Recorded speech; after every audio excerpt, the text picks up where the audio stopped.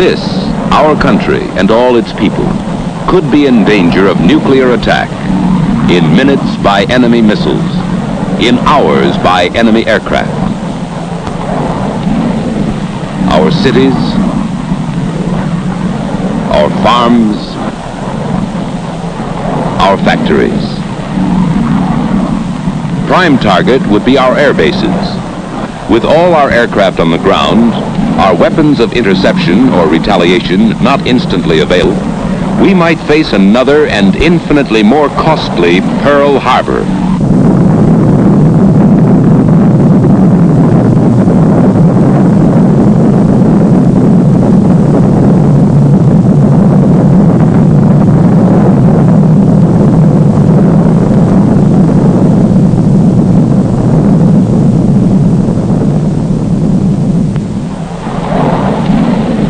To avoid surprise disaster, some of our aircraft must always be in the sky or on the alert, carrying nuclear weapons.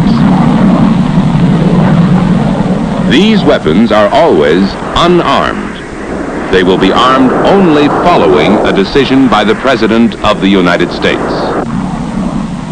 Only these ready aircraft with nuclear weapons can form our first-line deterrent force in peacetime, our sure striking force in case of attack.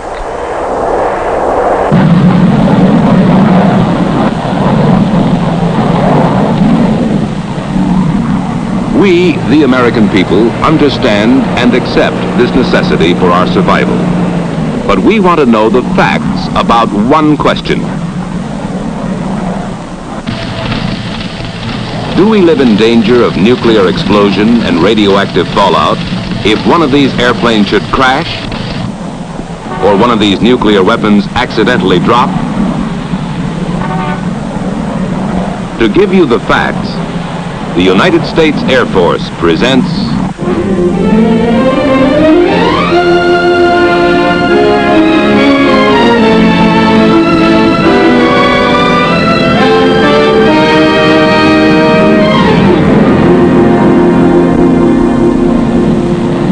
This bomber carries a nuclear weapon. It is a well-designed, carefully maintained, skillfully flown airplane. But airplanes, just like it, have crashed and burned. There was no nuclear explosion, no radioactive fallout. These are the facts. The Bombardier watches over controls as safe as human ingenuity can make them to prevent accidental bomb release. But nuclear weapons have been dropped inadvertently. There was no nuclear explosion, no radioactive fallout. These are the facts. And specially instrumented aircraft verify these facts in a continuing nuclear safety program that tests our nuclear weapons under controlled conditions that simulate every conceivable hazard. Vital to this nuclear safety program is Air Force Special Weapons Center at Albuquerque, New Mexico.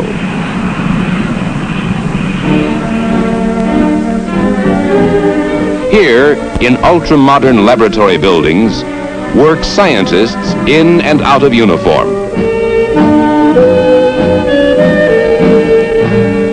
They work with the incredibly complex equations of nuclear physics, which derive from Einstein's famous relationship of mass to energy. These cryptic figures, programmed into lightning-fast computers, are the theoretical base upon which these scientists, together with those of the Atomic Energy Commission, can build nuclear weapon safety.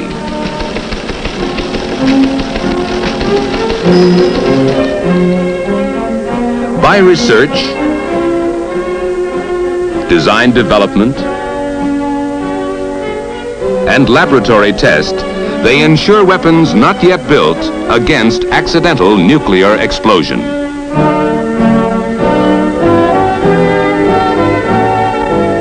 They have been doing this successfully since 1945 in safety conferences with other Defense Department agencies and the Atomic Energy Commission.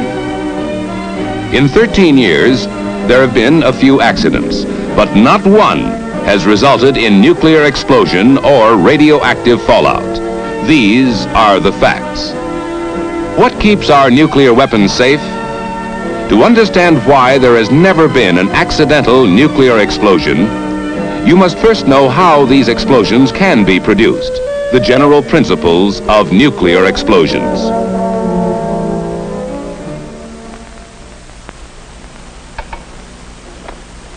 Any explosion is the result of a very rapid release of a great amount of energy.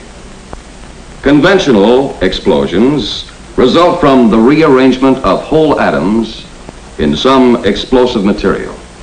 For example, in TNT, the rearrangement of whole atoms of hydrogen, carbon, nitrogen, and oxygen produces explosive force.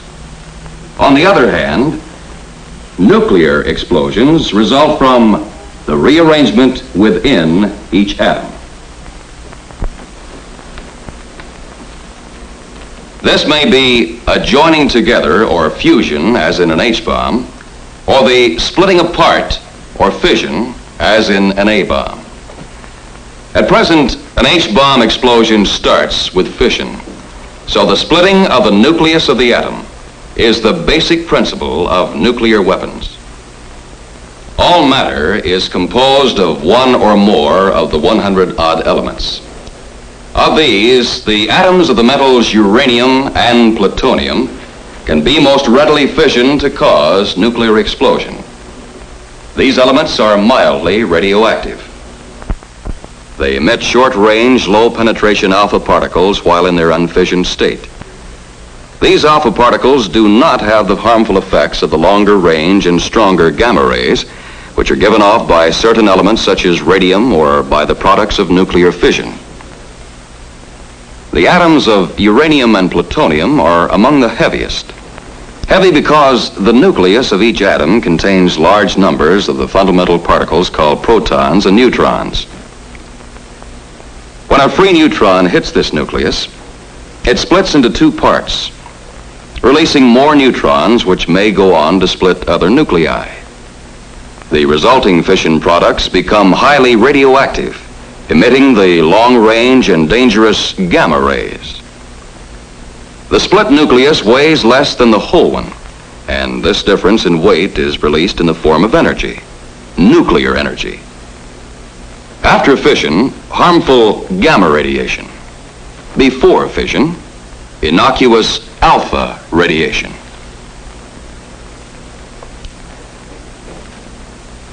To build up a nuclear energy release, the fissionable material must be of a certain size, shape, or density. Then one of the neutrons escaping from a split atomic nucleus will, in turn, split another, and a chain reaction is set up. The mass is now releasing nuclear energy, but not quickly enough to cause a nuclear explosion. This condition is called critical. If the mass is now suddenly increased, so that more neutrons are trapped each time an atomic nucleus is split, a multiplying chain reaction is maintained. Now the mass is supercritical, causing a nuclear explosion. Density of the fissionable material can be as important as mass in building up a nuclear explosion. The same sphere can be compressed so that the atoms are closer together and neutrons split more atomic nuclei, making the smaller mass critical. If compressed still more, a multiplying chain reaction sets in, causing the mass to become supercritical in a nuclear explosion. Nuclear weapons make use of both of these principles. A gun-type device can increase the mass of fissionable material to a supercritical state instantaneously. One subcritical mass is propelled forcibly into another by an ordinary powder charge. The increased mass becomes supercritical. A multiplying chain reaction builds up until the nuclear explosion. Obviously, if any mechanical device keeps these two subcritical masses apart, the weapon is nuclear safe. Applications of this fact prevent accidental nuclear explosions in gun-type weapons. Another kind of nuclear weapon is the implosion type. It compresses the fissionable material to greater density to make it supercritical. To do this, the sphere is enclosed by a shell of ordinary explosive designed to direct its explosive force inward. This effect is called implosion. The detonators attached to the explosive are connected to a complex firing device which can fire every detonator simultaneously. When all the explosive is detonated simultaneously, the nuclear material is compressed into a supercritical mass, which results in a nuclear explosion. Implosion-type weapons are nuclear safe because only the specially designed firing device can produce the simultaneous detonation of all the ordinary explosive, a deliberate effect possible only by the precise firing mechanism. Should a single detonator be fired accidentally, whether by malfunction, crash impact, or fire, the explosive would not provide the all-around compression necessary for implosion. Instead, it might push the nuclear material out of the shell, break it into small pieces, or even burn it. This unfissioned material emits only alpha particles because no nuclear explosion has taken place. These alpha particles do not penetrate the skin. The simplest precautions can prevent their intake into the body, and the simplest cleanup measures can remove them. So you see, each type of nuclear weapon has its own safeguards against accidental nuclear explosion. These are the facts. And they are based upon practice as well as theory. Specially instrumented aircraft fly the tests that verify what happens inside a weapon, what accident hazards the nuclear components may have to withstand.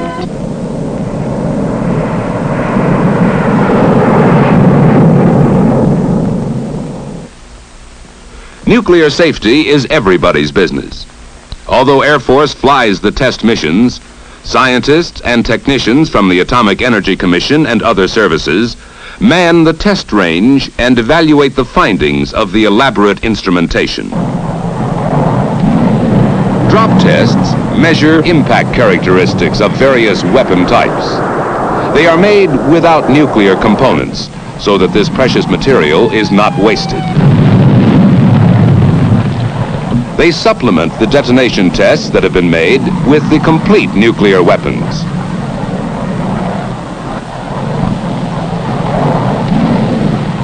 Impact or shock does not cause nuclear explosion or radioactive fallout.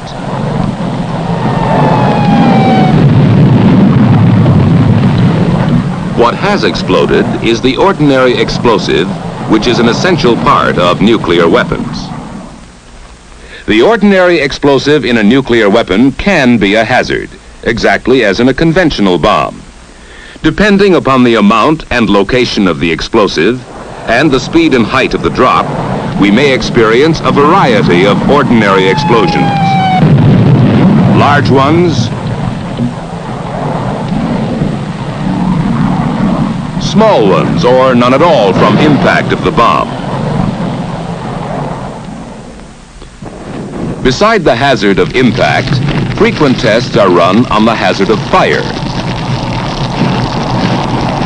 To learn what temperatures and pressures would be created inside a weapon by an aircraft fire, various types of bombs are subjected to a flame bath of burning fuel. Because fire would also destroy the precious nuclear material, it is replaced by instruments. Their readings are compared with known characteristics of the fissionable material to assure that temperatures higher than any aircraft fire will not set off a nuclear explosion. The characteristic white flame indicates that the ordinary explosive is burning in the weapon. Sometimes the explosive detonates because of close confinement and intense heat. The effects of such explosions are measured and compared with those in an actual nuclear weapon.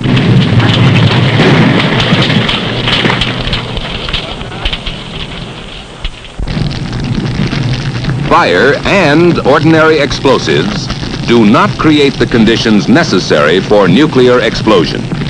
These are the facts. And on the vast desert ranges of the Atomic Energy Commission, the facts are verified by safety testing live prototypes of all new weapons before they go into production for our stockpile. The tests are costly in money and manpower, even more costly in the fissionable materials on which our nuclear strength depends. But they do provide insurance against nuclear accidents, which make them a bargain at any price. Some take place deep in the earth. Fantastically complex instruments replace the five senses. They record what happens when some of the explosive that surrounds the nuclear material of a new weapon is deliberately detonated. They record only an ordinary explosive blast.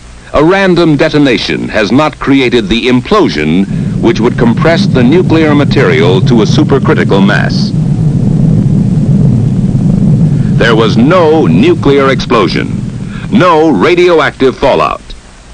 Each new design must be proved nuclear safe, able to withstand accident, fire, or random explosive. Other tests with nuclear weapons are made above ground.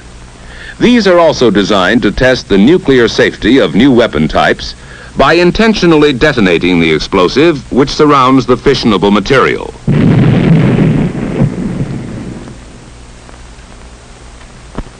Sometimes these tests also provide data on the side effects to be expected if the fissionable material is broken up by the explosion. Air samplers and test pads are used to gauge the area, intensity, and duration of these side effects. In this way, they learn not only what does not happen when a charge is deliberately fired, but what does.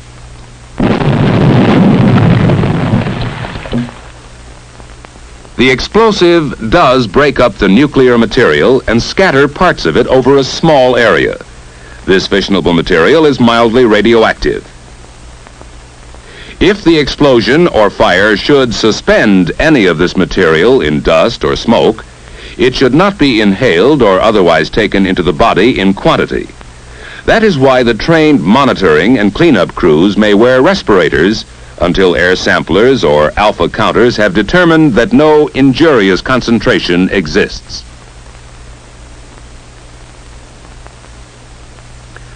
The alpha particles emitted do not penetrate skin or clothing, so this material is harmless when on the ground.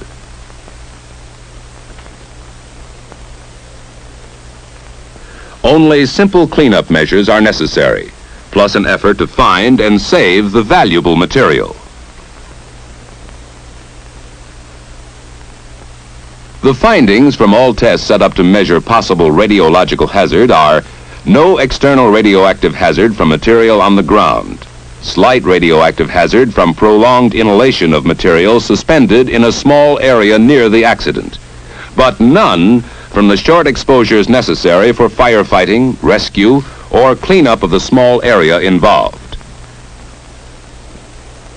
These are the facts. Facts that have dispelled the fearsome myths about accidents involving nuclear weapons. For anyone near an accident, whether or not the crashed airplane carries a nuclear weapon, here are the safe and simple rules. Stay away from the crash unless you are needed for rescue. Bystanders endanger themselves and hamper others. To be safe, keep at least a quarter of a mile away from any burning airplane.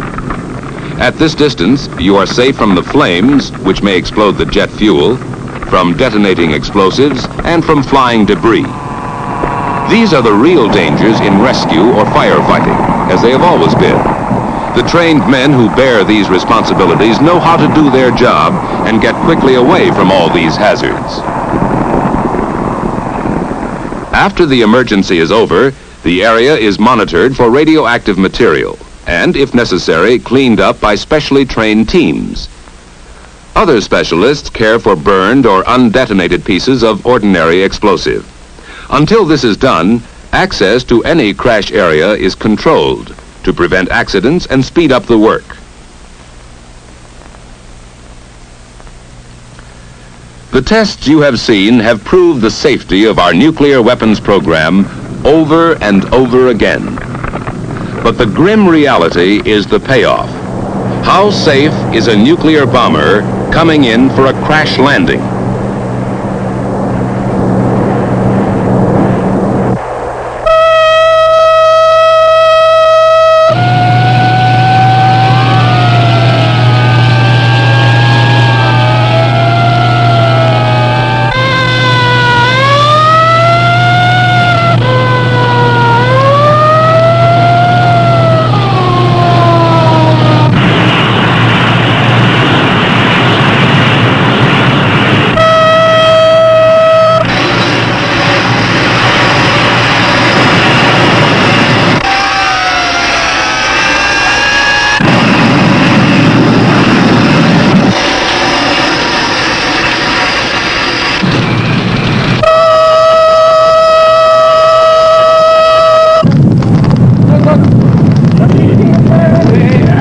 Not the impact of the crash landing, nor the fire which often follows, not even detonation of the ordinary explosive in the weapon, cause nuclear explosion or radioactive fallout. The safety that was designed in during research, built in during development, proved in the laboratory and on the range, has withstood the ultimate tragic test. These are the facts. They prove that you, the American people, can stay both safe and strong. Safe because the weapons your Air Force must carry have been tested nuclear safe. The possibility of an accidental nuclear explosion is so small as to be practically non-existent. Strong because an Air Force, nuclear armed and combat ready, stands guard against surprise attack. Under this shelter, you and your family may live in peace, free from the fear of nuclear accidents.